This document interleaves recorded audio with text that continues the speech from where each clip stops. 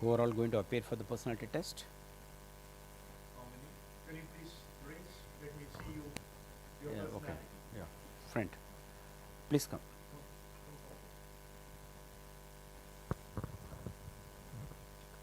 Yes. Yes. Sandhya, Aditya, Kamal Princy, Dharani, Deveshri. HP, can you please change your name? Kanimoli. Then again, I think it's a Krishnamurti. Kiki. Yeah. Please always use your original name whenever you are joining in the session. Yes. Very good afternoon to everyone. I'm very happy to introduce another great resource persons for the personality test. This is our third session. First session, it was inaugurated by our former Chief Justice of India. He came and inaugurated. Followed by that, we had another session with the help of Vivek Harinaran IAS. He discussed about the various aspects that one should remember while submitting the application form, that is a detailed application form, DAF. Then last week, our another mentor, Sri Javakar IAS, he came and he also addressed and he also explained to you how the current affairs portion is very, very important for your personality test. And from this week onwards, we are going to take a area or a subject in which you can expect the most probable questions that is going to be addressed. Today, the session is on defense and related areas. So there are many developments which has taken place in this particular sector over a period of time, particularly this year, after the Operation Sindoor and other things. We can expect many questions in the current personality test. So we thought that the right person it would be the person who retired as an IAS officer, who served as an additional chief secretary in the West Bengal, but he started his career in the defense department. He was working in the defense as a lieutenant, sir. He was a captain in the defense, in the army. Then he left the job. Then he joined in the prestigious Indian Civil Service. He served for more than 34 years in the West Bengal government. He has worked with many chief ministers.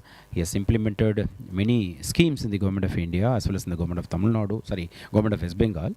After his retirement, he has been training and coaching many aspirants for civil service personality test as well as for the mains preparation.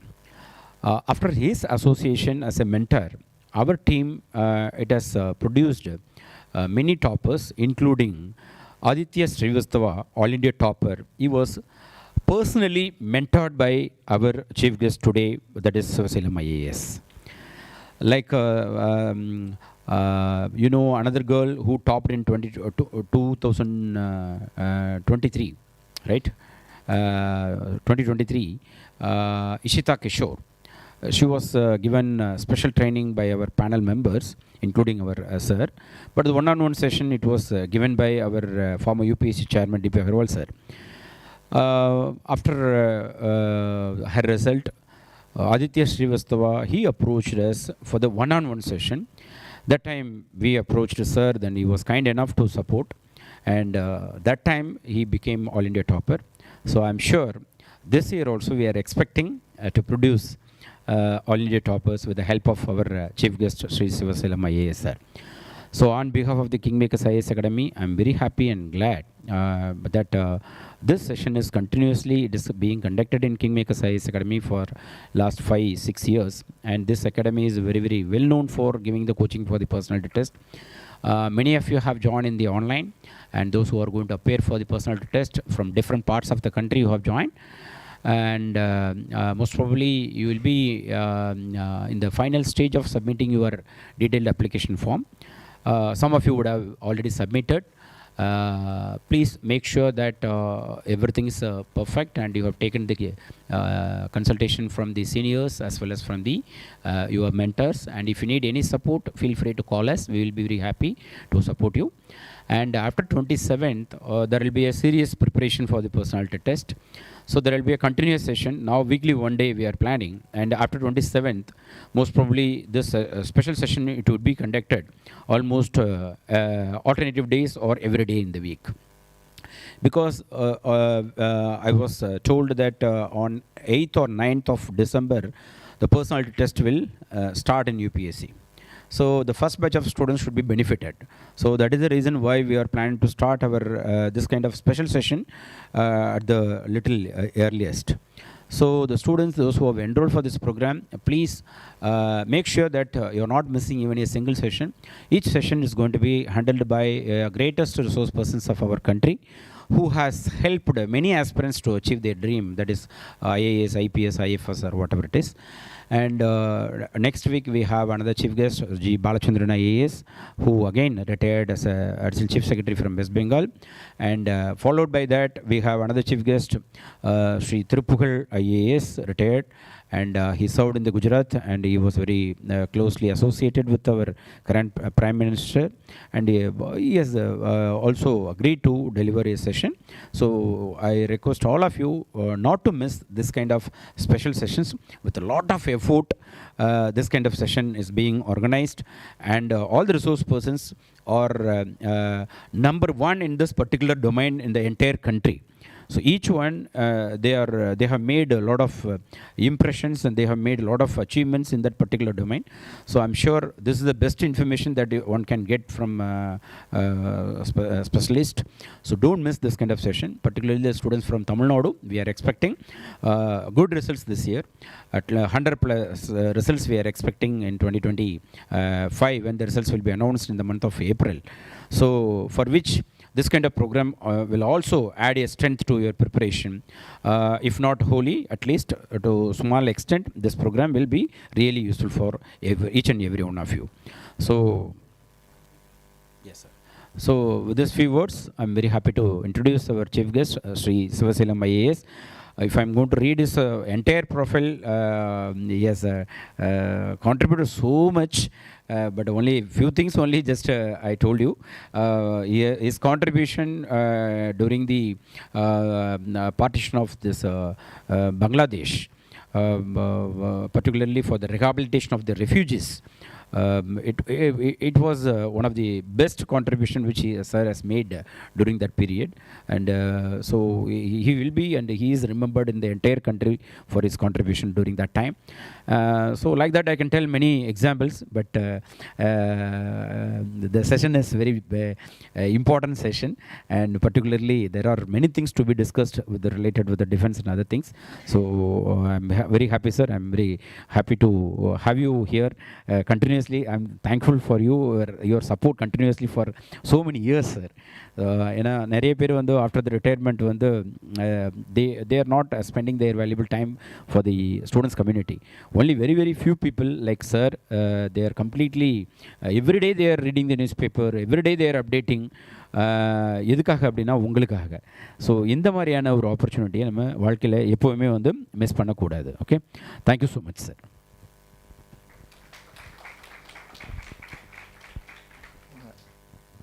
Thank you, Dr. Bhuminathan. You're able to hear me? Sir. Okay. Because I can't hold the mic and talk. It's a bit different. No, yes. Mic I would like to avoid. Yes. Even my voice is quite soundful, so you will not miss it. So let us look at the topic today, dynamics of Indian defense strategy. Before starting that, the 12 of you who have joined online and the 3 of you, my greetings and congratulations to all of you. I think you have reached such a milestone which I can think of about 57, 58 years back when I wrote the exam and got through going for the interview, the personality. Today it is personality test. Those days I was very jubilant. The moment the results came, the mains results came, and I was going for the personality test.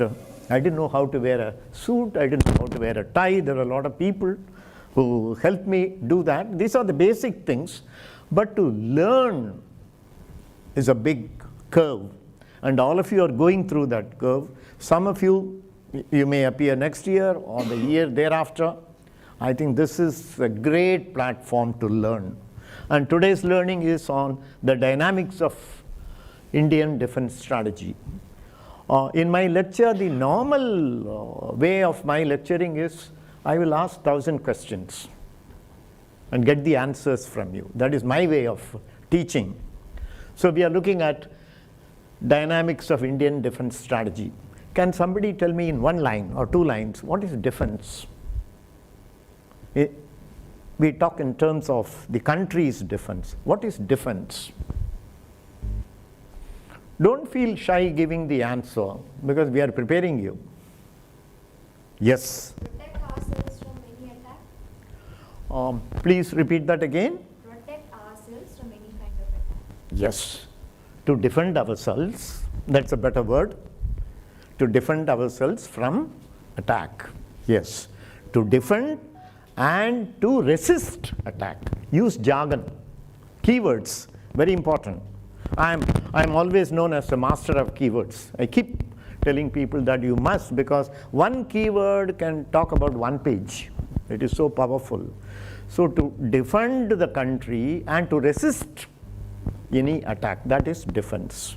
That is what we are going to look at. And what is strategy? It's a very high sounding word.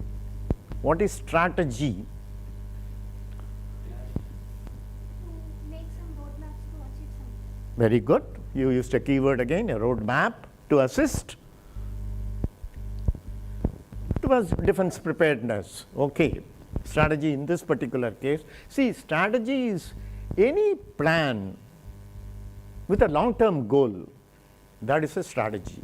Now again, connected word is tactics. You would have heard about it. Some people mix it up, Some places they will say tactics, some places they will say strategy. What is tactics?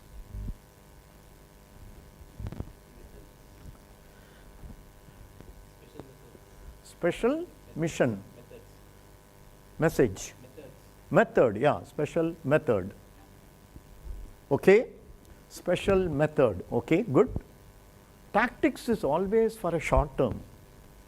A particular theater or a particular area where a strategy is large. Here we are going to look at India at large. Next slide, please. I think you will have to help me operate.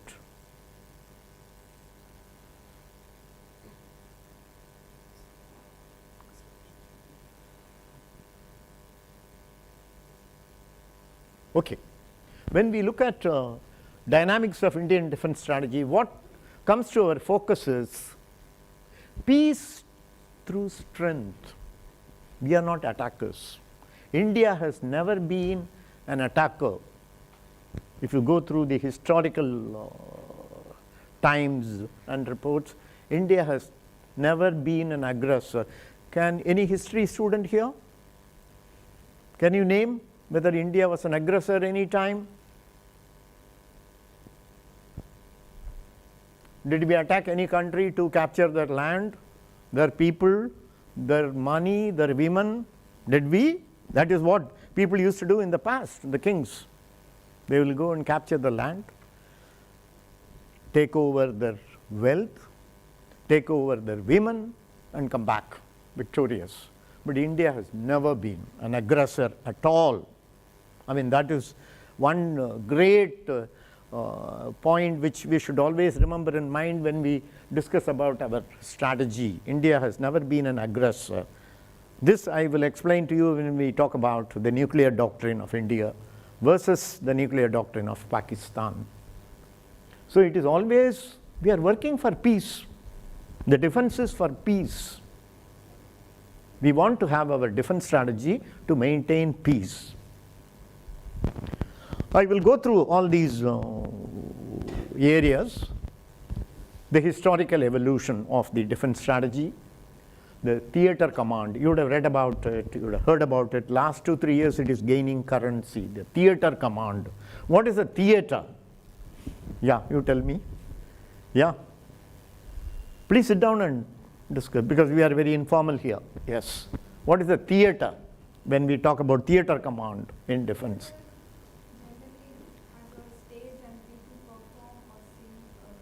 Yeah, a theater is a geographical area. When we talk about theater command, it is a geographical area which is under a unified command or a joint command. Then we have the two-front war challenge. When I say two-front, it's only China and Pakistan. We have only two fronts which are active. Then India as an emerging global power, India's nuclear doctrine, which we will discuss in detail later. The drone and the AI warfare, which is gaining currency all over. When I was working I worked in the army for about 6 years. I worked in the regiment of artillery, where we used the cannons, the howitzers. And those days, we saw the enemy and we fought with him. Today, you don't see the enemy at all. The fighting forces, they don't see the enemy. The machines see the enemy. The digital age is seeing the enemy, locating the enemy, fixing the enemy, giving you the coordinates, and then you fire. Things have changed all over. That is where drones and AI come. Then we have the Operation Sindoor. For the personality test, very important. This topic, Operation Sindoor. They may even ask, what is Sindoor? Why the name came? What does it signify? I mean, I am sure all of you know about it. And then we have terrorism and hybrid warfare, cross-country terrorism. Then the insights for civil services perspective, be it prelim, be it main, be it personality test, defense strategy is very, very important. I'm not going to put all the emphasis only for the personality test candidates. It is for all of you to understand the concept of defense strategy and the rudiments in it. Now, we look at the context of Indian defense strategy. Though we have shown the parliament at the backdrop, the entire defense budget and the defense documents are laid before the parliament. Of course, it is executed by the Ministry of Defense and the various wings of the defense forces, the Army, Navy, Air Force, and the Coast Guards. But what does this policy integrate? Before that, the entire defense strategy is worked out by the Ministry of Defense. We are modeled on the UK model. Even in UK, they have a Ministry of Defense. All over the world, people who are looking at the defense of the country, they are entrusted with the task with an organization called the Ministry of Defense or the Department of Defense. But there is one country which changed the nomenclature in 2025. Can somebody guess which is that country, why they changed it? Everywhere we keep hearing about, even Pakistan has the Ministry of Defense. Sri Lanka has the Department of Defense. Japan, China, Soviet Union. But one country changed. They don't have the Ministry of Defense or Department of Defense. Can you guess which is that country? Say again? USA, very good. What is the nomenclature? See? Department of War. Your definition of defense doesn't appeal to them.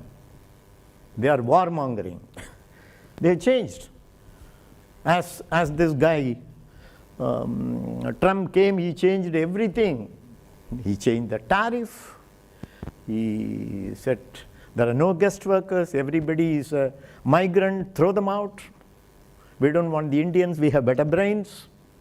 Like that, the Department of Defense, he changed into Department of War. Keep that in mind, which is very important, because what are the various operations of war? Any of you in the NCC in your school, college days? What are the various operations of war?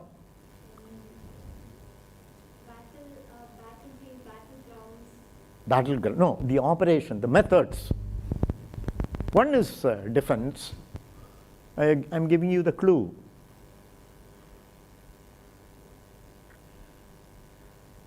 Can you help her? You learned field craft in NCC, map reading. Then did they not teach you the various methods of war? Attack, defense, counter-attack, withdrawal? No? Okay. Defense is foremost. We are on defense as far as India is concerned. Whereas Pakistan and China, they are on the attack mode. And in 1962, what we did? We went into withdrawal. We were not able to face the Chinese. And what we did through Balakot operations and those surprise attacks which we carried out into Pakistan and all, that is counter-attack. When you are attacked, you repulse that attack by a counter-attack. These are the various operations of war. So our policy integrates security all around, diplomacy and technology.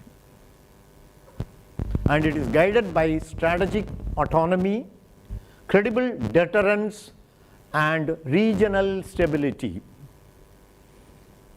Do some parallel processing and think about my next question. My next question is going to be on deterrence. Evolving from regional power to responsible global stakeholder. These are the tenets, the contexts. What is deterrence? We keep hearing about deterrence. Who is the volunteer to educate me about deterrence? What is deter? Yes? Fear of something, sir. Say again? Fear of something. Fear, yeah, deter is to put fear into somebody. If you don't put the fear that somebody will do something wrong, something bad, so you deter somebody, and you can do deterrence only by power or by weapon. So we must have that power, the military power, to show deterrence. So that is the context which we should bear it in mind. Okay, the historical evolution. 1947, independence. 1948, we had a minor action in Kashmir. The tribals, the Razakars came into Kashmir, but it was a minor action. It was not a battle. Till 1962, things were quiet as far as our Indian borders were concerned. 1962, we had a beating. We must admit it. It was a defeat. We all along play the victim card. India plays the victim card, saying that we were caught unaware. We were talking about peace. We were talking about Panchashil. We were talking about non-alignment movement. The Chinese came and stabbed in our back. No, we can't play that victim card. We were not prepared at all. Then only 1962, post-1962, we went into a thinking mode as far as defense strategy is concerned. 1965, we had a war with Pakistan, starting from Rann of Kutch to the western borders. I participated in that war, 1965 war, limited action, about 2 to 3 weeks. We were victorious, but I wouldn't call it a major war in the sense both Pakistan and India, we were on mutual incompetence, I would put it. Both were unprepared. We can't fight a war for long. It is not like the Ukraine-Russian war, which is going on. Actually speaking, why it is going on for long? Can you tell me? Such a long time. Russia-Ukraine war, Russia thought that Ukraine will be surrendering and giving up to the attack, but it is defending its own sovereignty. now the defense strategies have improved. Now technology plays a major role, and Ukraine, just being a small country, it's defending its own territory with the technology and the support from the Western countries. That is making the power balance remain stable and continuing the warfare. And there is no. You used a very important word, support from the Western countries. Yes. See, the Ukraine war is not just between Soviet Union or Russia or Ukraine. It is actually a global alert. It's not a war. It's a global alert. The theater is Ukraine and Russian borders. That is all is going on, because it is not, I wouldn't really call it a war. It is a political war. It is not to capture territory. It is not to capture the vital installations. It is to show the power. Russia wants to show the power that you cannot join the European community. You cannot join NATO. And Ukraine says, no, I will join. So it is a ego war. That's why it is prolonging. It is not the war which we fought in 1965 or later in 1971, which had a very specific purpose. 1965, why we fought the war? Because they came and occupied Rann of Kutch. It is desert. It doesn't grow anything. But still, we didn't want to give it up to the Pakistanis. We repulsed their attack. We defended the country, drove them out. 1971, we went to rescue the East Pakistanis, that is the Bangladeshis, and created Bangladesh. So it was all definite. But here, there is no such focus at all. So it is going on. Then what happened after 1965, the 1971, which I mentioned in brief, the Bangladesh war, it demonstrated a joint operation, very important. That is where our defense strategy comes. What is a joint operation? What are the various wings of the armed forces?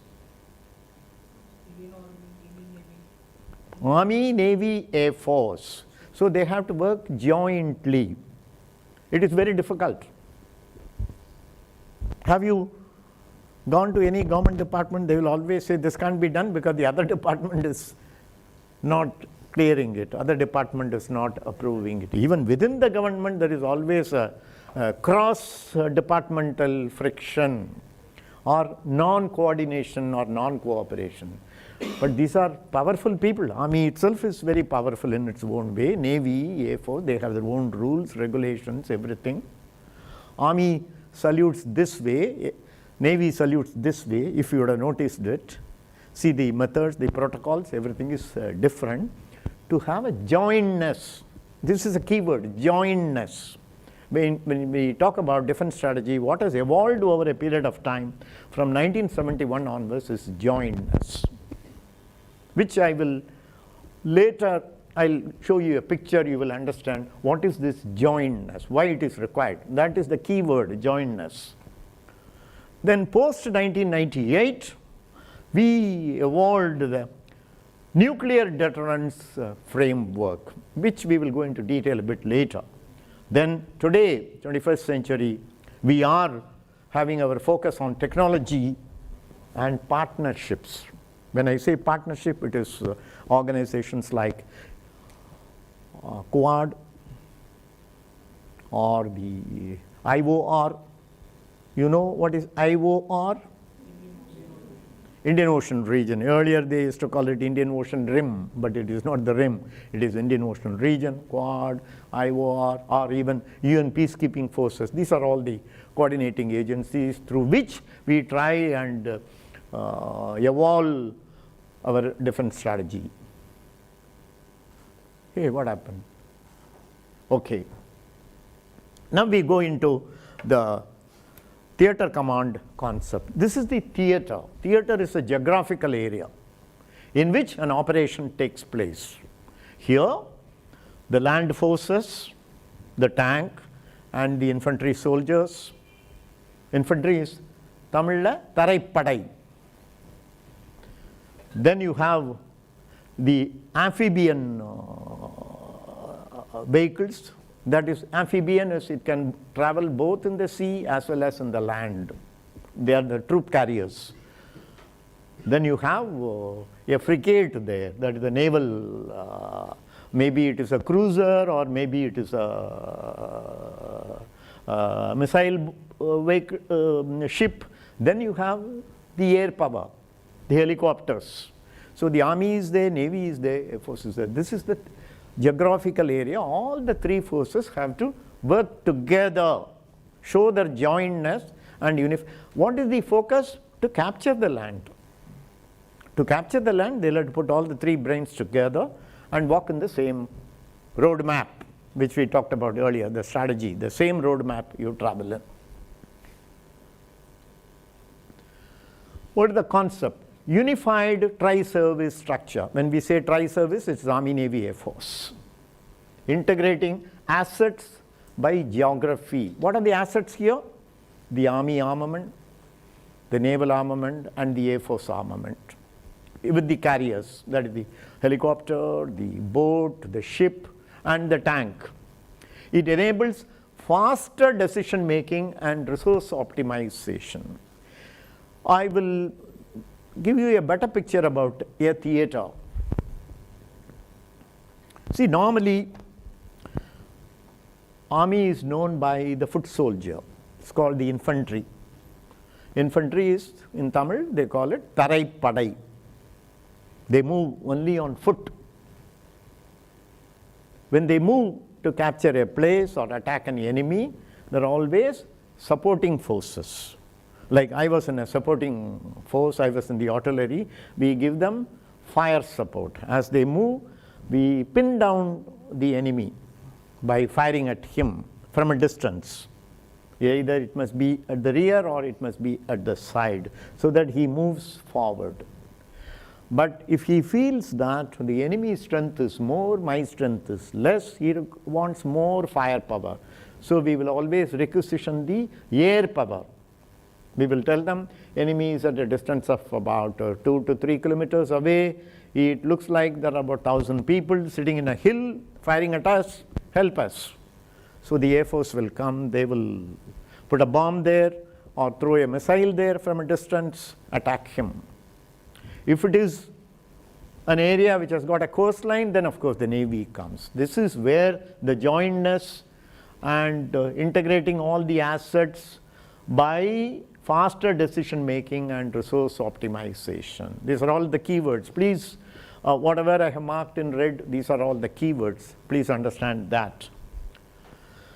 And we also have an ongoing integration going on. As such, our Army is deployed in the northern, western, and maritime command. Mostly northern, western.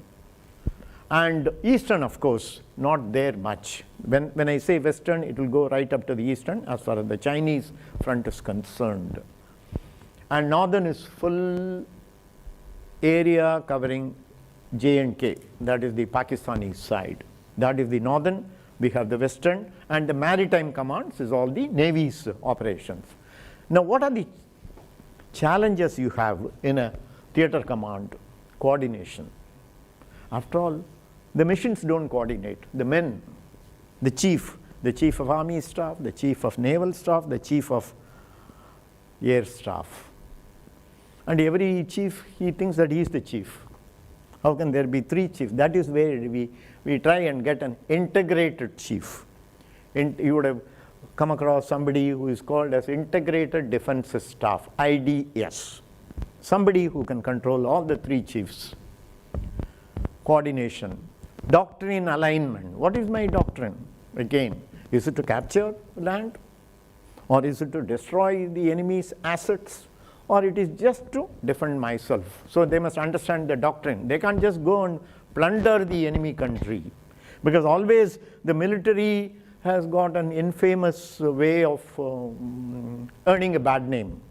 Because they'll go and plunder in the enemy territory. It started from Genghis Khan's times to Babur's time to the Lodi's time and all those things.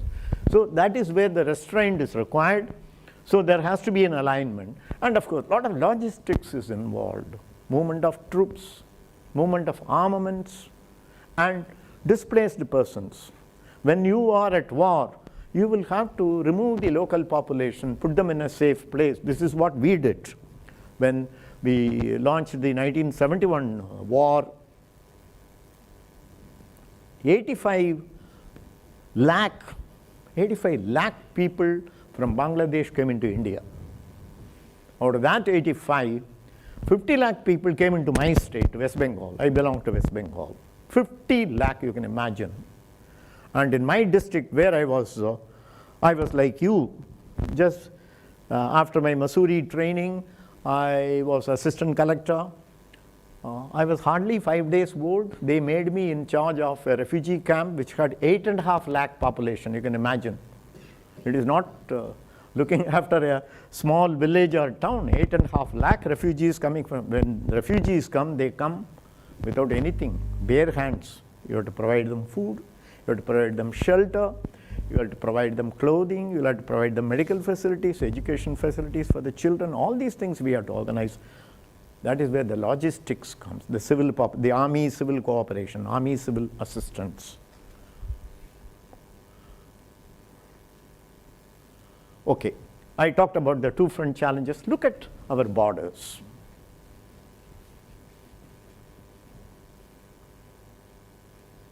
Which is the, with which country we have the lowest friction? Afghanistan. And Afghanistan is becoming very friendly now, in spite of the fact that it is run by the Talibans. We are getting friendly because of strategy. Your enemy is your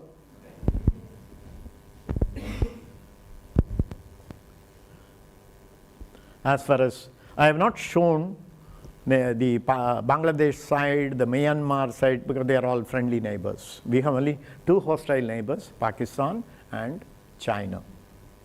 I have not shown the maritime threat, but when you look at maritime threat, can somebody tell me these land borders and the total, these are all a bit important. They may ask, even in your current affairs questions, these things come. What is the coastline? What is the length of the Indian coastline? What is the length of the Indian borders? And things like that.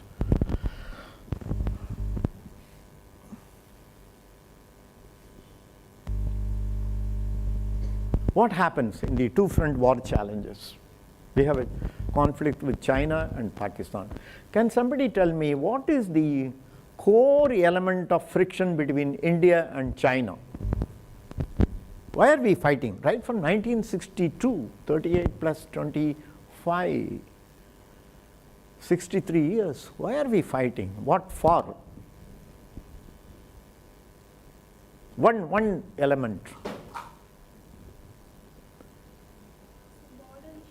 Border. It is not a properly demarcated border. That is the whole problem.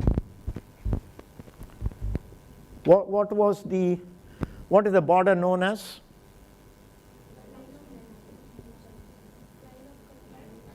No, I didn't hear you. McMahon Line. McMahon Line is the border.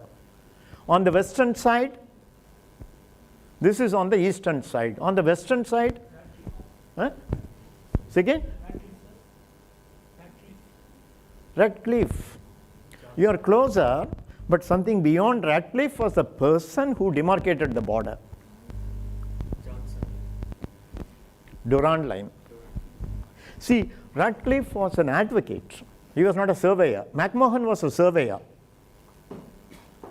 He demarcated the India-China. See, the border is so porous because it is running along the ridges, number one. Number two, it is most of the borders are running along water courses, and they keep shifting. In the Himalayas, not very old mountains, Himalayas, they are young mountains. It keeps shifting. So there has not been a proper demarcation. So we always have this problem between India and China. As far as Pakistan is concerned, it is mostly land, except the Kashmir part of it. Punjab, Rajasthan, Gujarat, it is land. Only in the Jammu and Kashmir, you have the ridges, the hills, the rivers, and things like that. So there also we have problem only in J&K, the border. We don't have any problem in Rajasthan border. We don't have any problem in Gujarat border. or Punjab border. It is only in J&K. So land is the main problem, where it is not so well demarcated, not so well defined. This is the problem. What is the strategy? We have to maintain dual deterrence. See, if you have two neighbors and both are quarrelsome, how do you manage? Two neighbors and both are quarrelsome, how do you manage? In your street. Solunga.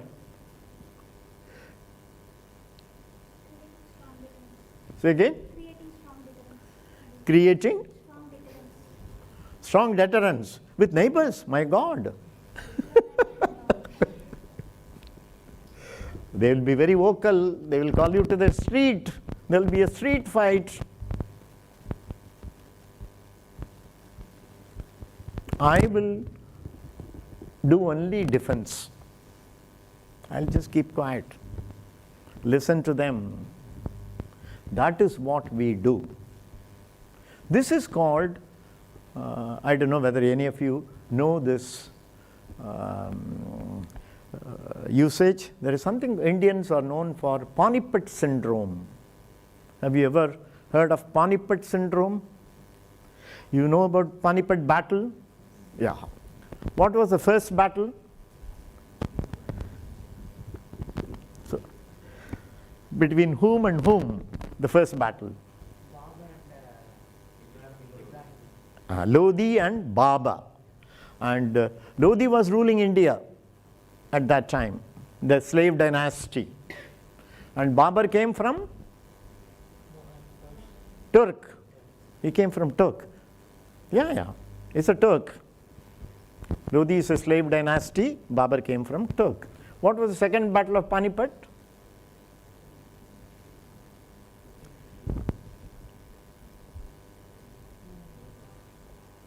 And the third battle?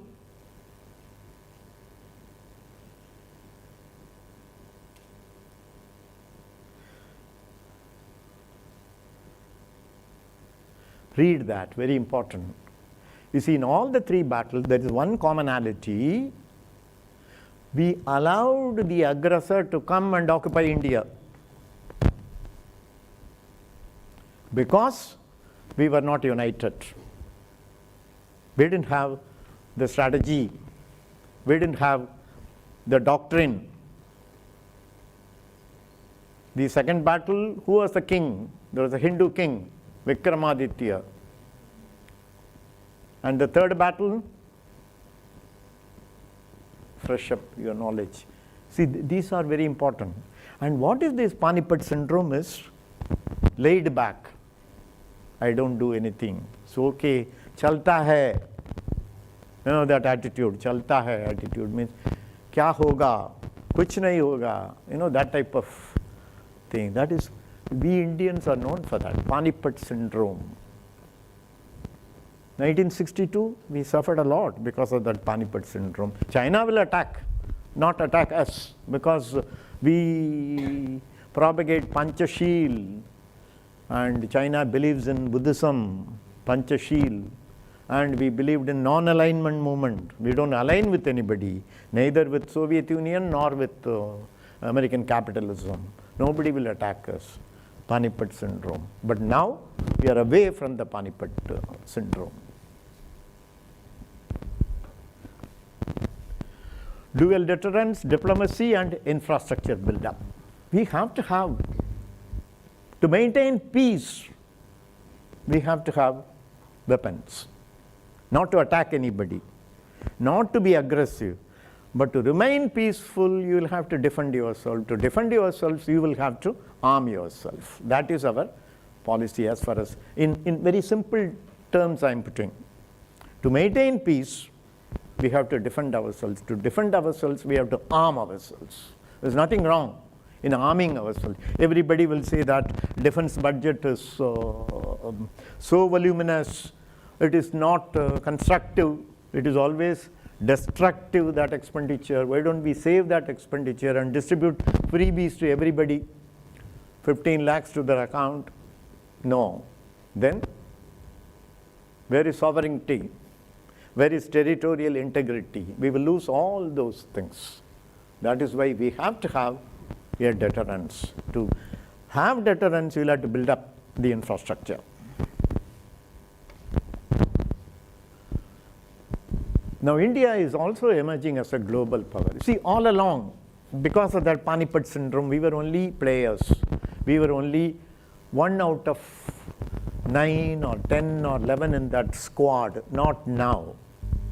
We are becoming a global power. See, all along, we played the victim card. We are poor,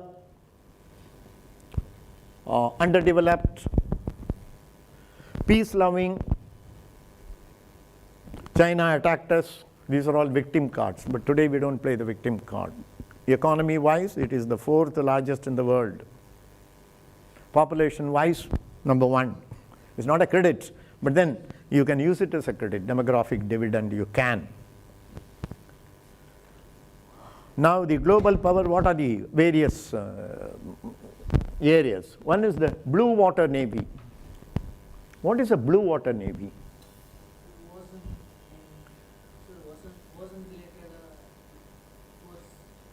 See, blue water navy is, yes, it is ocean related. It is to think beyond the territorial waters. You have to be in command of your waters by having a formidable naval power. See, blue water does not mean that you grow only fish. No. You have to have a maritime power which requires guarding your shore and the shores of the littoral countries around you. That is blue water. And the Indo-Pacific presence.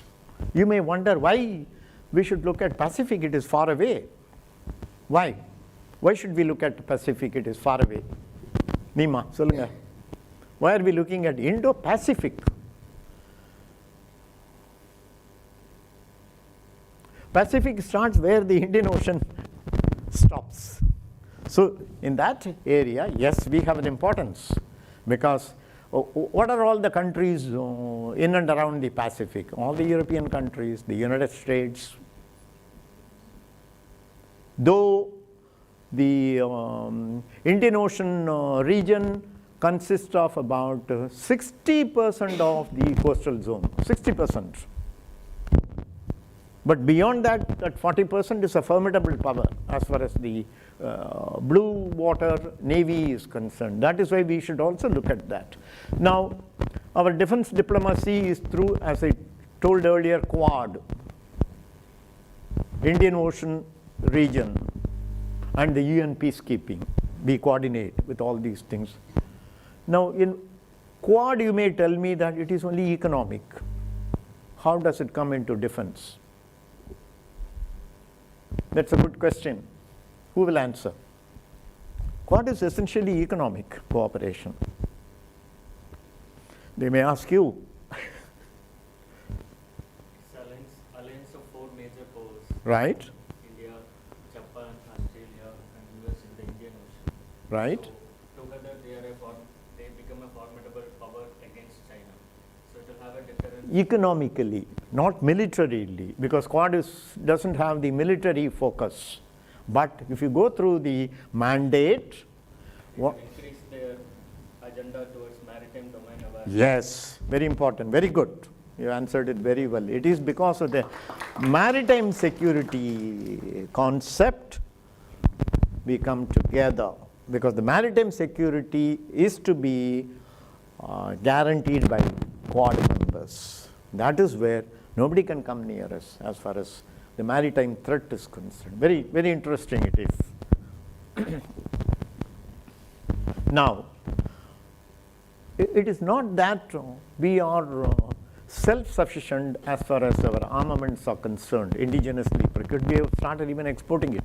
The BrahMos missiles, Tejas. So somebody may say, no, only yesterday the plane crashed, Tejas. What will happen? You know, the Dubai Air Show, there was a Tejas plane which crashed. But then I was going through the statistics. The F-series United States planes, F-35, till now there were 45 crashes. And one crash doesn't deter you. It happened, it's an accident, it always happens. But then we are in a position, it is highly indigenous, except the engine. The engine we are still importing, otherwise all the parts are indigenously made, and that is where our Atmanirbhar Bharat has really helped us as far as defense equipments and defense technology is concerned. Now we come to the most, I wouldn't call it interesting, most critical area, that is India's nuclear doctrine. There is one important aspect of India's nuclear doctrine. NFU. He has answered it even before my question. What is NFU? Huh? No first use. We are very clear. We will never use it. No first use. Can somebody guess what is Pakistan's NFU? Pakistan also has NFU with a rider. It says NFU, but it applies to India. With India, there is no NFU. Look at that. We are using the nuclear power for showing our deterrence, for showing our military power. But Pakistan is wanting to use the nuclear power as a shield against India. Against Afghanistan, it is NFU. But against India, no NFU. We will attack any time. I mean, that is the doctrine. Anybody read about the 27th Amendment of the Pakistani Constitution? You know they have a constitution?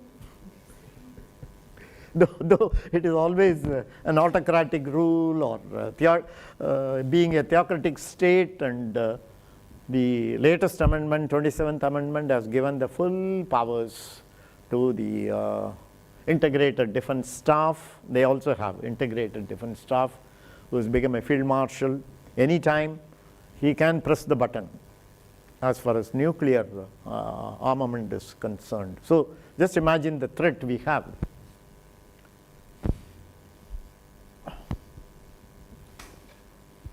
See, this is India's nuclear doctrine. The principles are no first use and credible minimum deterrence.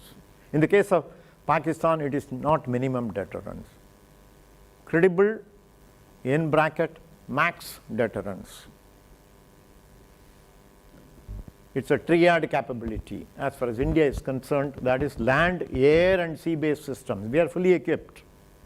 Details I may not be able to tell you because they are all classified, but we are fully equipped as far as the nuclear capability is concerned. Pakistan has not developed the sea-based systems. It is still under trial, but they have land and air.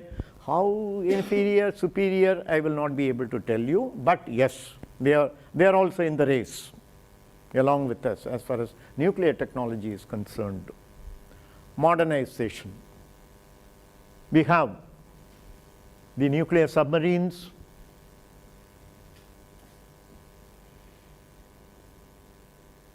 So the NFU flexibility, in spite of the various covenants of the International Atomic Energy Agency, nobody is able to put reins on the nuclear doctrines of very countries. Look at North Korea. The way they have gone into, look at China, the amount of nuclear capability they have. America is less known, but they also have more capability. In fact, well, it came in the media also. What I am going to tell you is not the secret. Some of their nuclear and armament bases are located even in Pakistan. That is one reason why they are so close to Pakistan. Why Trump came running to rescue Pakistan during Operation Sindoor is because of their close proximity as far as armament positioning and bases are concerned. So it's not a small enemy, Pakistan, let me tell you that. And you may also say that why not be friendly? We were one nation, we just got divided because of the British and all those things. That is all fine in the history books. But we have a formidable enemy in China and a very mischievous enemy as far as Pakistan is concerned. I'm not talking as a defense man, I'm talking as an Indian citizen. That is the assessment as far as Pakistan is concerned. Yeah, see, drone technology is very recent, but it has grown multiple times, the technology. Today, we have drone tanks. They can fire 15,000 bullets per minute. Per minute, the drones are capable up in the air, and they are not manned. There is no pilot sitting there. And it is the accurate, you see, one drone will spot the enemy within seconds, and the information is passed on digitally to another drone, which will fix and aim the gun at that enemy, and the next second the fire is on the enemy. All these things, they have done it in Ukraine. Russia has done it. It has taken only 12.5 seconds. Whereas we have fought conventional wars. We will see an enemy at a distance of 3,000 yards. Those days we were using yards. 3,000 yards. And we will try and locate him. We will send the information over the wireless. Half the time the wireless will not work, and then we do something called ranging. We will fire a gun, it will not fall on the enemy, it will fall ahead. Then we will say drop 200. That means the next round we will fix it in the manually. All these things will fall 200 below the target. Then we will say, if it is still short of the target, add 100, try and do. All these exercises will take about 5-10 minutes, whereas it is done in 12.5 seconds. Look at the technology. For a bad use. For good use, of course, there are a lot of things. Everybody is having in their pocket how the technology, the digital technology is improving our lifestyle and enhancing our capability. The same capability there also. Coupled with that is the AI warfare. AI warfare will make you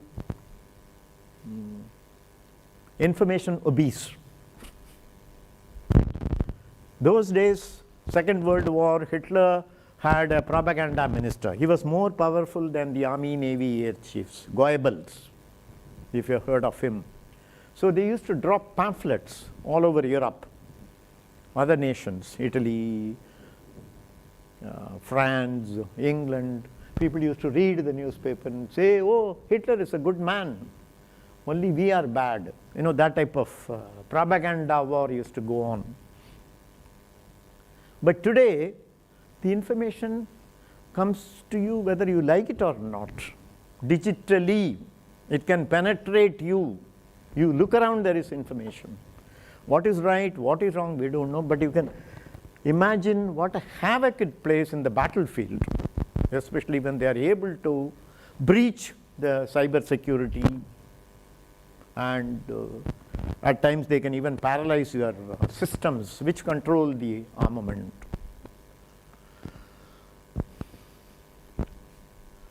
As I said, they are used in surveillance, predictive analytics, and swarm drones. And at a time, 1,000 drones can go and attack the battlefield area. 1,000 drones they are able to. And they don't lose much by losing the drones. They are economically, they are less than the cost of a soldier when you send him to the battlefield. Each drone is. Now, as far as India is concerned, the DRDO, the IDEX and defense tech startups are doing marvelous work. So all these things are coming as part of the defense strategy. Now, this is a landmark event, Operation Sindoor. You know the significance. The Sindoor was removed and we wanted to show to the world that no, this is wrong, this can be. We never played the victim card this time. We took up the challenge. We took up the challenge. Their bases, air bases were attacked. The perpetrators were chased and brought to book. I mean, they were all eliminated. All these things happened and everything was joinous. Navy was not involved, but Navy was alert. They had gone very close to the Karachi port, our Navy. Though there was no operation, no naval operations this time, only air and land. So what were the takeaways as far as Operation Sindoor is concerned? Joint tri-service operation demonstrating interoperability. Very key word again, interoperability.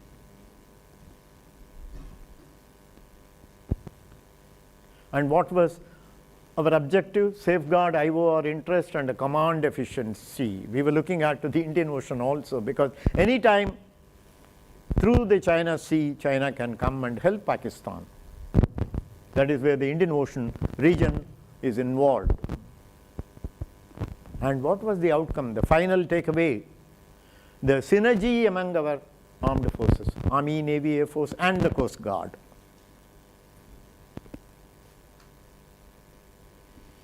Now, terrorism. As far as the Eastern Front, Chinese front is concerned, there are no terrorist activities, but it is only on the Western Front, confronting Pakistan through the J&K borders, Jammu and Kashmir. And what are they? Though Pakistan claims that they are non-state actors, but they are not. They are Pakistani citizens having taken a refuge in India and aided by, they are aided by the local people. They aid them, they help them, they have taken refuge and they carry out all clandestine activities, subversive activities. So terrorism is on the rise as far as the western borders are concerned. Now hybrid warfare, again the same terrorists, they can paralyze your system through cyber attacks, and they are so well equipped.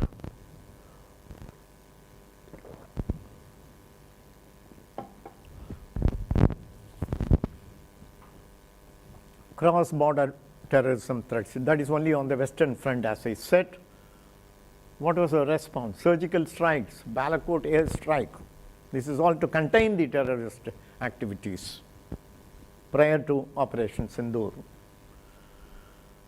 And hybrid threats, yes, propaganda through digital means and also the cyber warfare. We are all equipped. We have agencies now to work under cyber.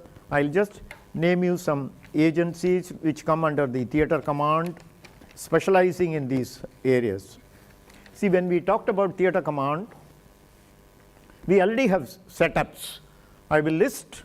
One is the Andaman and Nicobar command setup, that is maritime in a geographical area, Andaman and Nicobar. Then we have the Strategic Forces Command. Then we have the Defense Cyber Agency, Defense Space Agency, and the Special Operations Division. These are all coming under the theater command.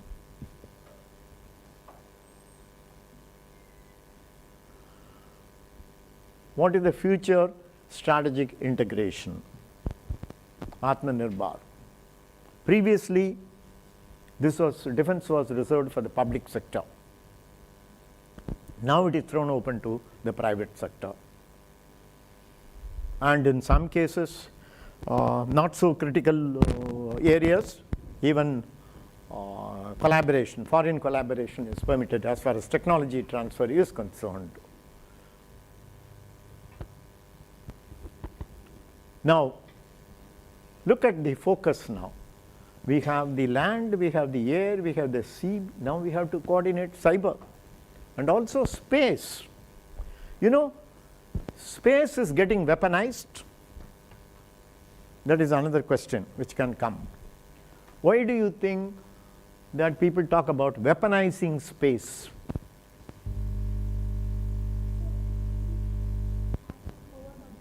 Yes, you are right, because space is not controlled by anybody. It doesn't belong to anybody, unlike land, sea and air. Space is it's an unlimited area wherein anybody can do any covert operation. The satellite which is going there may not be a safe satellite. It may be a snooping satellite. It must be one of those spy satellites. So another important area is the modernization, wherein we are getting armaments by way of Rafale, S-400, integrated battle groups, and also indigenization. Okay, now what do we do as civil servants? How do we look at the defense strategy? That is the insight. We have to have a strengthened, better civil-military cooperation. Many of us do not understand the ways of functioning of the defense forces.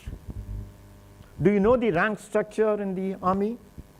They ask at times, even in the current affairs papers, general knowledge paper, even in the personality test, what is the rank structure in the Indian Army?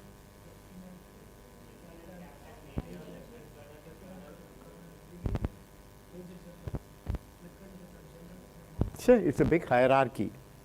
The bottom to the apex level, starting from a Jawan to a Naik, to a Havildar, to a Naib Subedar, to a Subedar, to a second lieutenant, captain, major, it goes on till the general.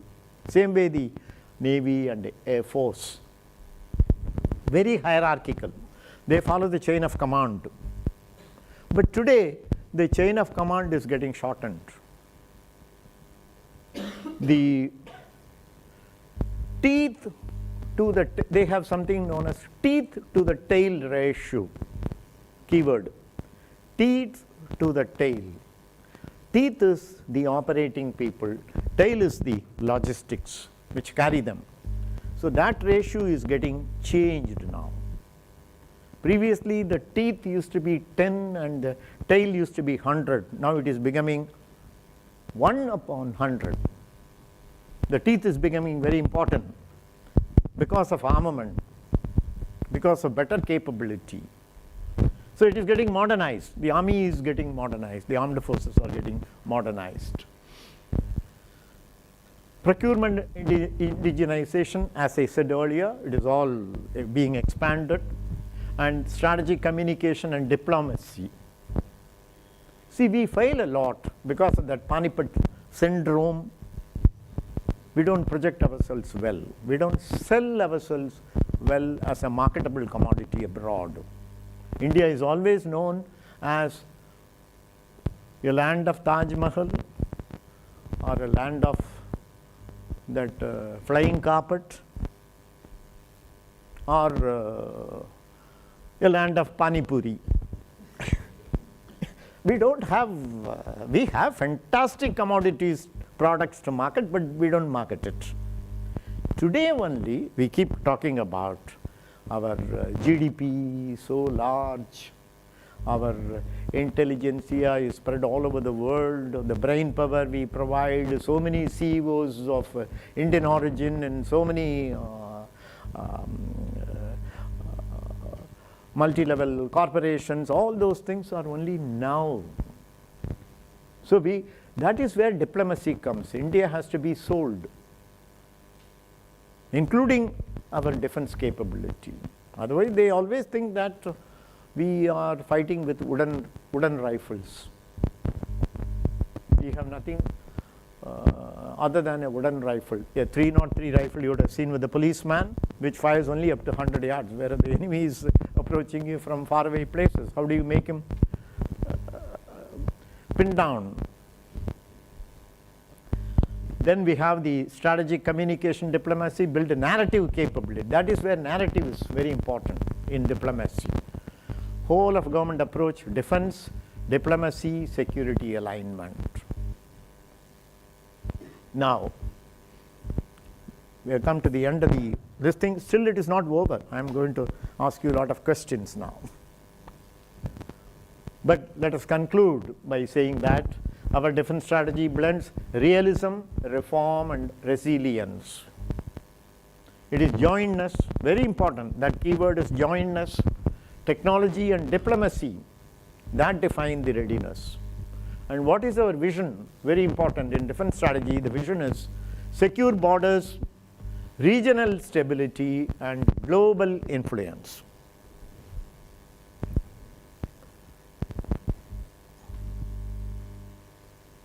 Now, these are some of the references. You may, if you have time, you can go through the annual reports of the Ministry of Defense and also IDSA, Institute of Defense Studies and Analysis. They have published various papers and various defense dispatches from the Press Information Bureau and the DRDO, Indian Armed Forces official websites. Having done this, are you now comfortable to understand the defense strategy of India? What is your understanding? Out of 10, what is your understanding? In a scale of 10, how much you have understood now? Mm.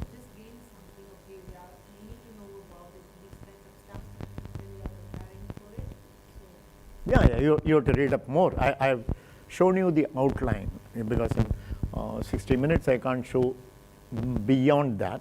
So I have shown you the outline. Okay, now any questions on the entire defense strategy, how the mechanisms work in the government in evolving this defense strategy and how it is applied, and what are the various threats we have. We have seen the threat profile of India, both land, sea and air, their capabilities. And my question before you ask any question is, suppose there is a war with Pakistan, not the Operation Sindoor type, a war like the 1965 war or the 1971 war. What is going to be the impact? Suppose there is a war, what is going to be? I mean, this is how in personality test they give you a situational question. Imagine yourself seeing a war with Pakistan and India. What is going to be its impact? Think about it. Huh? Say again? Region of instability. Economical decline, yes. Loss of human, yeah, of course, humans are always there. Though it is all done by machine, but they have to operate. The humans are always there, and they are very key people. As I said, 1 upon 100. That one man is very important. The teeth to the tail is very important. Yes. Environment, yes. Okay, my next question to you. Can we afford it? Can we afford a war? Ningada? Yes. No, not your neighbor. I am asking you. Can we afford a war? Yes. Tomorrow.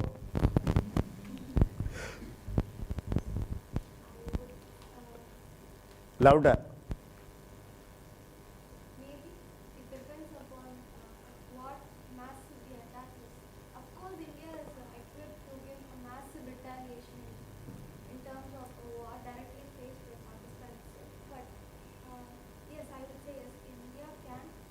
Very good. You started with maybe. Never start with maybe. Be assertive. Either you should say we can't afford, or we should say we can afford. But I will always say we can.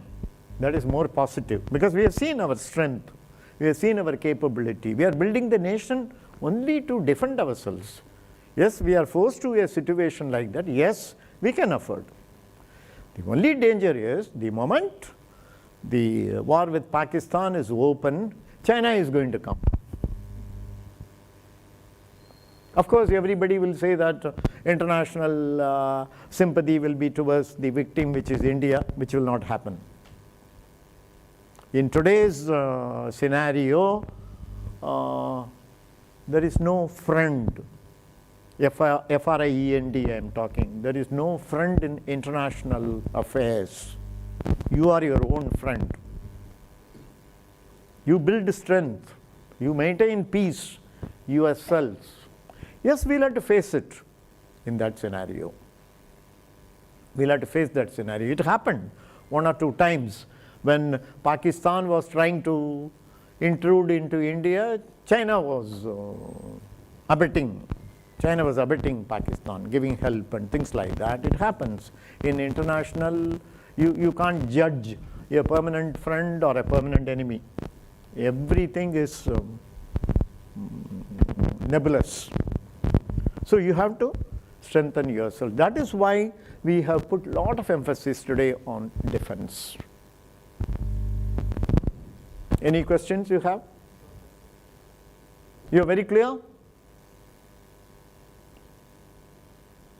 You are so confident. Good. I am happy. Any other questions? You are happy? Who is the chief of the army staff today in India?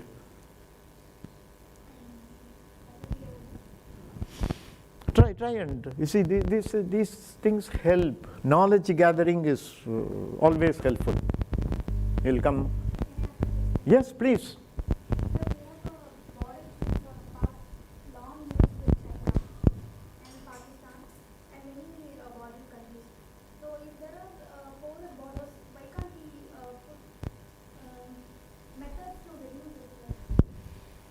Why can't we have methods to reduce the border dispute?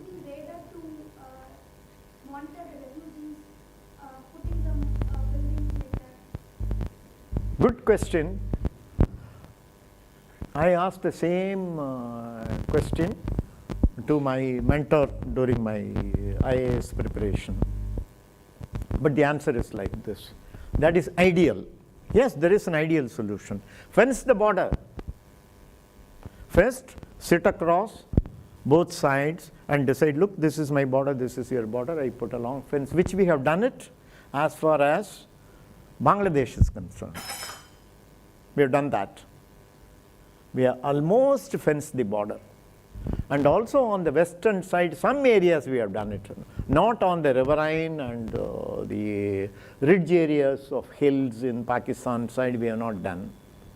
But it requires enormous funds, enormous, to fence a border. And what is the border? You saw the length. Enormous. We are doing it. We are doing it. That is a way of reducing the tension. Compared to the earlier times, the border disputes with China is on the decline. But then the Chinese claim is right up to Tezpur. If you know the map of India, Tezpur is a town in Assam. That means beyond that the inner line starts. It used to be NEFA those days, Northeast Frontier Agency. Today they call it Arunachal Pradesh. They want the entire Arunachal Pradesh, which is, I would say, an illogical claim.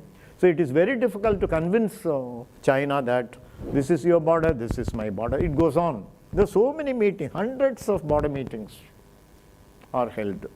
In fact, I have attended one such meeting when I was in a place called Tawang. Tawang is at a height of 13,000 feet in Arunachal Pradesh, where we had a very bad battle during the 1962 war with my counterpart, the Chinese official, And he, of course, he couldn't talk English. There was an interpreter. He came with a very, this thing, go away. Give me Tezpur. Now, Tezpur is about 250 kilometers from Tawang. He says, that is our area. I said, look, they don't speak your language. They don't speak Mandarin. They speak Mompa language or Lhasa language, which is a tribal language. No, no, no, they look like me. He says, in the sense, they all Mongol face. I said, Mongol faces are there even in Nepal, even in Bhutan, but you can't claim all those countries.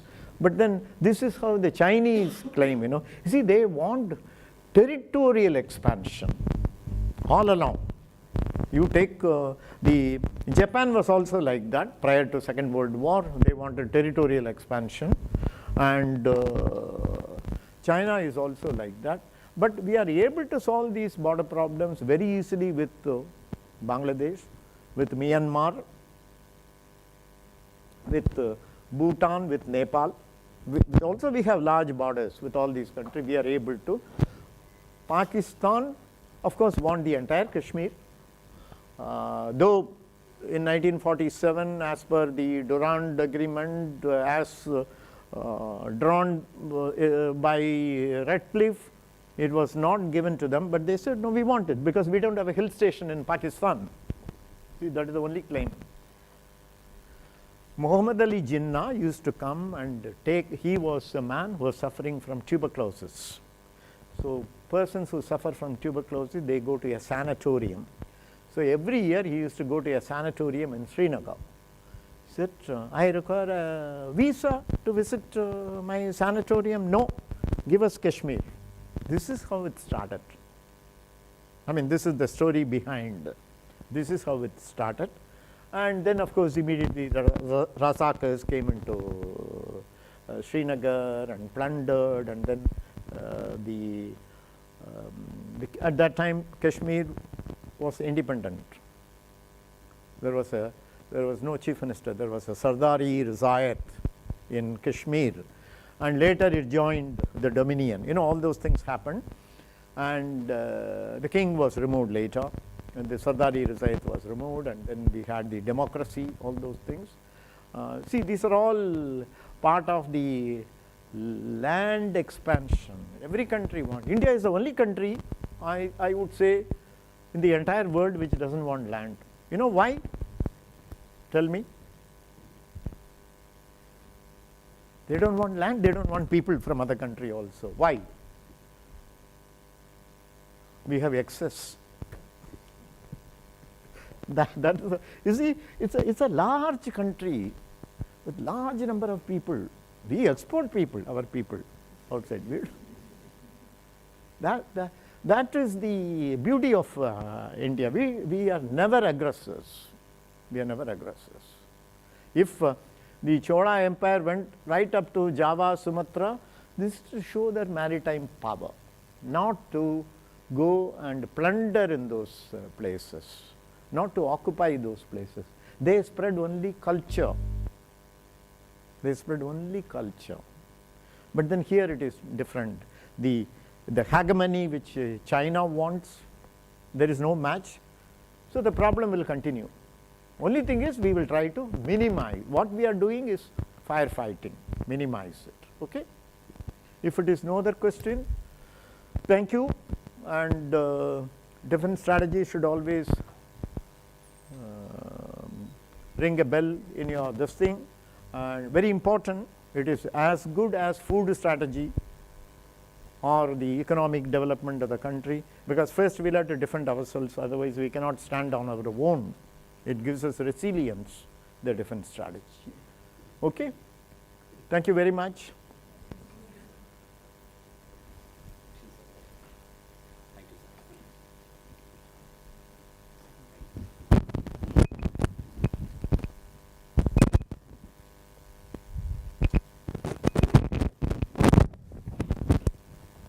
Thank you, friends.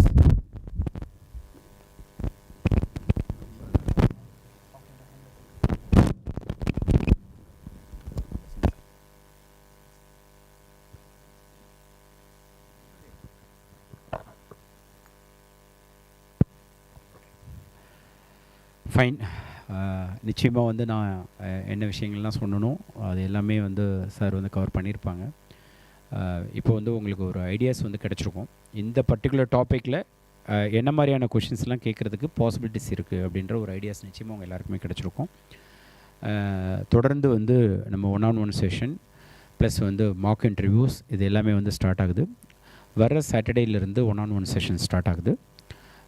Mark interviews வந்து அடுத்த சண்டேலேருந்து mark interviews வந்து start ஆகிடுது. So வர Sunday இல்லாமல் அடுத்த Sunday வந்து first mark. December month வந்து 4 சண்டேஸுமே 4 mark இருக்குது. தேவைப்பட்டுச்சு அப்படின்னா சாட்டர்டேஸும் வந்து நம்ம வந்து பிளான் பண்ணியிருக்கோம். ஜனவரியில் வந்து 2 மார்க் இருக்குது, ஃபெப்ரவரியில் 2 மார்க் இருக்குது, மார்ச்சில் 2 மார்க் இருக்குது. மொத்தம் வந்து 10 டேஸ் வந்து மார்க் இன்டர்வியூஸ் மட்டும் நடக்கும். 1-on-1 செஷன் இருக்குது. அந்த 1-on-1 செஷன் வந்து தொடர்ந்து எல்லா நாளுமே நடந்துக்கிட்டு இருக்கும். ஆல்மோஸ்ட் வந்து வர சாட்டர்டேயில் ஸ்டார்ட் பண்ணுறது தொடர்ந்து everyday will be having a 1-on-1 session. So you can just pass this information to all your friends. Then one more thing, in the mura we are giving more focus on Tamil Nadu students. Other than Tamil Nadu students, we are giving only one opportunity. But for Tamil Nadu students, you can attend any number of times in Kingmakers IAS Academy. எத்தனை 1-on-1 வேணாலும் கொடுக்குறதுக்கு ரெடியாக இருக்கும், எத்தனை mark வேணாலும் நாங்கள் கொடுக்க ரெடியாக இருக்கோம், எல்லா சப்போர்ட் வேணாலும் கொடுக்குறதுக்கு நம்ம ரெடியாக இருக்கோம். பட் தமிழ்நாடு இல்லாத பிற மாநிலத்தை சேர்ந்த நிறைய ஸ்டூடெண்ட்ஸ் வந்து they have registered. இந்த இயர் வந்து அட்லீஸ்ட் மினிமம் வந்து ஒரு 500 to 600 ஸ்டூடெண்ட்ஸ்க்கு வந்து நம்ம வந்து சர்வீஸ் வந்து கொடுக்க போகிறோம். ஸோ சாட்டர்டேலேருந்து அந்த 1-on-1 செஷன் ஸ்டார்ட் ஆகுது. ஆல்ரெடி வி ஹவ் ரிசீவ்டு ஒரு 500 ரெஜிஸ்ட்ரேஷன்ஸ்க்கு மேலே பண்ணிட்டோம். தமிழ்நாட்டில் வந்து நம்பர்ஸ் வந்து 155 அந்த ரேஞ்சு தான் மொத்தமே 155 to 175 கேண்டிடேட்ஸாக மொத்தமாக இருக்காங்க. அதுலேயும் வந்து ரெஜிஸ்ட்ரேஷன்ஸ் வந்து ஆல்மோஸ்ட் வந்துக்கிட்டே இருக்குது. டெல்லியில் நம்ம வந்து அங்கே ஒரு பேனல் செட் பண்ணியிருக்கோம். நம்ம டெல்லியில் ஒரு பேனலே அங்கே ரெகுலராக எவ்ரிடே வந்து there will B A panel. நீங்கள் Tamil Nadu students once if you are going for your personality test to Delhi அப்படின்னா அந்த ஆம்பியன்ஸை நீங்கள் வந்து ஒரு நாள் ஃபீல் பண்ணணுன்றதுக்காக நம்ம ஸ்டூடெண்ட்ஸ்க்காக அங்கேயும் வந்து ஒரு பேனலில் செட் பண்ணி வச்சுருக்கோம். த்ரூ அவுட் தி இயர் அங்கே நடந்துக்கிட்டே இருக்குது. த்ரூ அவுட் த மந்த் வந்து நடந்துக்கிட்டே இருக்குது. ஆல் டேஸ் வந்து நீ வீக்கேனா 600 பேர் 500 பேருக்கு நம்ம பண்ணணும். அதனால் இந்த முறை நாங்கள் என்ன பண்ணியிருக்கோம்னா அங்கேயே செட்டப் பண்ணிட்டோம் கம்ப்ளீட்டாக பேனல். ஸோ ஆன்லைனில் அட்டன் பண்ணுறவங்களுக்கு இங்கேருந்து சர்வீஸ் கொடுப்போம். ஆஃப்லைனில் அட்டன் பண்ணணும்னு நினைக்கக்கூடிய ஸ்டூடெண்ட்ஸ்க்கு அங்கேயே வந்து பேனல் வந்து நம்ம ரெடி பண்ணியிருக்கோம். ஸோ இங்கே தமிழ்நாடு ஸ்டூடெண்ட்ஸ்க்கு அதிக லெவலில் ஃபோக்கஸ் பண்ண போகிறதுனால அதுக்கே 10 மார்க் அரேஞ்ச் பண்ணியிருக்கு. தமிழ்நாடு ஸ்டூடெண்ட்ஸ்க்கு மட்டுமே 10 மார்க் இருக்குது. வேறு எந்த ஒரு ஏஎஸ் அகாடமியும் 10 மார்க்ஸ் வந்து பண்ணுறாங்களான்னு எனக்கு தெரியல. மேபி தேவைப்படப்போ அந்தந்த ஸ்டூடெண்ட்ஸ்க்கு தகுந்த மாதிரி அப்பப்போ லைட்டாக பண்ணுவாங்கன்னு நினைக்கிறேன். பட் டிசம்பரில் மட்டுமே 4 to 8 மார்க்ஸ் இருக்குது. 4 to 8 மார்க்ஸ்ன்றது பெரிய ஒரு விஷயம். ஏன்னா 5 மெம்பர்ஸ் பேனல் வந்து ஒவ்வொரு முறையும் நம்ம செட் பண்ணணும். ஒவ்வொரு ரிசோர்ஸ் பர்சன்ஸுமே வந்து பெரிய பெரிய ப்ரொஃபைலு. ஸோ இந்த செஷனை வந்து நீங்கள் அத்தனை பேருமே அட்டன் பண்ணி 200+ மார்க்ஸ் நம்மளுடைய எய்ம் வந்து எப்போவுமே நத்திங் லெஸ் தென் 200. ஸோ அந்த வந்து நம்ம வந்து வச்சுக்கணும். இட் இஸ் பாசிபிள் அப்படின்றத நம்ம ஸ்டூடெண்ட்ஸ் எவ்ரி இயர் ப்ரூவ் பண்ணிக்கிட்டே வந்துக்கிட்டு இருக்காங்க. இதுக்கு முன்னாடி ஒரு 3 years 4 yearsக்கு முன்னாடி இருந்த ட்ரெண்டு வந்து மாறிடுச்சு. தமிழ்நாடு ஸ்டூடெண்ட்ஸோட மைண்ட் செட்டு முன்னாடி அவங்க எய்ம் ஃபிக்ஸ் பண்ணுறதே ஒரு 170 180 இப்படி தான் ஃபிக்ஸ் பண்ணிட்டு போவாங்க. அதை எய்ம் பண்ணி போகிறப்ப நம்ம 160 165 170 இதுக்குள்ளே தான் வரும். இன்னும் ஒரு சில நேரங்களில் 150 to 160 அந்த ரேஞ்சில் கூட ஒரு சில நேரங்களுக்கு போயிடும். பட் அப்படி போச்சு அப்படின்னா நமக்கு கிடைக்க வேண்டிய சர்வீஸே கிடைக்காம போகிறதுக்கும் வாய்ப்பு இருக்குது. சம்டைம்ஸ் வந்து ரேங்க் டோட்டலாக மாறி சர்வீஸே மாறி போகிறதுக்கும் வாய்ப்புகள் இருக்குது. பட் 200 டச் பண்ணுறப்ப நமக்கு வந்து உறுதியாகிடும் சர்வீஸ் வர்றது. ஏதோ சர்வீஸ் கன்ஃபார்மாக உறுதியாகிடும்.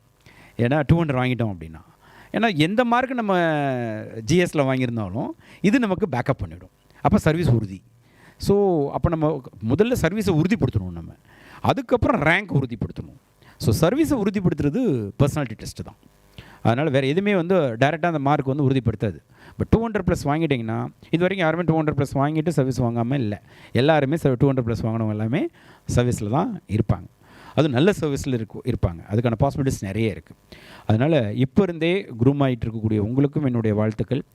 இந்த அட்டெம்ப்ட்டுக்கு இந்த முறையே இன்டர்வியூ போகக்கூடிய உங்களுக்கும் என்னுடைய வாழ்த்துக்கள். Always be positive. If you have any doubts அப்படின்னா சார் எல்லாம் இஸ் அவைலபிள். நிச்சயமாக இந்த செஷனுக்காக சார் போட்டிருக்க எஃபோர்ட் வந்து அவருடைய presentation, PPT plus content delivery எப்போயே உங்களுக்கு தெரியும் எவ்வளோ தூரம் வந்து அவங்க ஒரு experienced resource persons in this particular domain அப்படின்றது. Not only in this particular domain, அதாவது ஒருத்தவங்க வந்து எக்ஸ்பர்ட் அப்படின்னு ஒன்றில் இருப்பாங்க, அவங்களுடைய ஸ்பெஷலைசேஷன் அப்படின்னு ஒன்று இருக்கும். அந்த ஸ்பெஷலைசேஷன் வந்து சார்லாம் வந்து மாஸ்டர் ஆஃப் ஆல்னு சொல்லலாம். அவர் சார் பேனலில் இருக்கிறப்ப அவர் சாருடைய கொஷின்ஸ் எல்லாம் எல்லா டைரக்ஷனில் வந்து வரும். அதில் இந்த ஏரியா வந்து எடுக்கிறப்ப இன்னும் கொஞ்சம் ஸ்பெஷலாக இருக்குன்றதுக்காக தான் வி ரெக்வஸ்டட் சார். ஸோ சாருடைய மாக் இன்டர்வியூஸோடைய வீடியோஸும் ஆல்ரெடி நிறைய அப்லோட் பண்ணியிருக்கோம். You can just watch all those videos. And நீங்கள்லாம் வந்து இங்கே நம்மக்கிட்ட வந்து ஒரு கான்ஃபரன்ஸ் ரூம் இருக்குது. அங்கே வந்து ஆல்ரெடி நம்ம இன்டர்வியூ கண்டக்ட் பண்ண நிறைய வீடியோஸ், 1000 பேருக்கு மேலே மார்க் இன்டர்வியூ பண்ணது, 1-on-1 செஷன் நடத்தின நிறைய வீடியோஸ் வச்சுருக்கோம். அதெல்லாம் நீங்கள் போட்டு திரும்ப பார்த்துக்கிட்டே இருங்க. அதில் 200+ மார்க்ஸ் வாங்கினவங்களுடைய லிஸ்ட்டை கையில் வச்சுக்கிட்டு அந்த கேண்டிடேட்ஸோட இன்டர்வியூ எப்படி பண்ணாங்க மார்க்கு, அதை வந்து பாருங்கள். ஸோ 200+ அதை பார்க்குறப்ப உங்களுக்கு you will get more ideas. Okay, wish you all the best, and once again I take this opportunity to thank our chief guest, Capt.Sivasailam IAS sir. Thank you so much sir for your continuous support. Next வீக்லேருந்து sir பயங்கர busy ஆகிடுவாங்க. காரணம் 1-on-1 செஷனுக்கு நிறைய தொந்தரவு பண்ணுவோம் சாரை நாங்கள். Sir வந்து டே டைம் அவைலபிளாக இருப்பாங்க, நைட் டைமும் ஹெல்ப் பண்ணியிருக்காங்க. அவங்க வந்து சப்போர்ட் வந்து ட்ரெமெண்டஸ் சப்போர்ட். அவங்க சாரோட சப்போர்ட்லாம் இல்லைன்னா எங்களால் இவ்வளோ பேருக்கு சர்வீஸே கொடுத்துருக்கவே முடியாது.